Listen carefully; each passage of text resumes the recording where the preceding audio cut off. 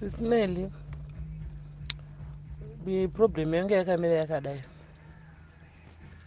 Hure iro rinonzi Rejoice Gave Have, rinobva kujerera.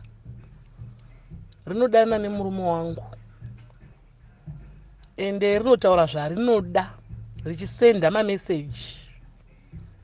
Murume wako unotunda shuga, unonaka zvisingaiti. Anotaura zvaanoda. Iye zvizvi ndakakuwadziwa nemurume, ndakarohwa nechitina musoro. Mupinyi paruoko nokuda kwake. Saka aparadza dzimba dzavanhu munhu uyu. Atoparadza imba yangu, infact imba yangu ndiyo atoparadza. Hana respect.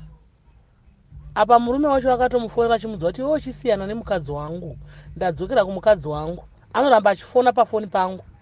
Ndataura nomo pafoni penyu. Kudherera kwakaita sei ikoko? Ndingabatsirika seiko nehureri? Hakuna muzivawo here kunosotewa munhu, kugadzira munhu chaiko chaiko. Zvoti nyangwe zvokubaya netsono zviya kana kuuraya chaiko chaiko ndoda kana kuindisa kumwedzi rusingaperi.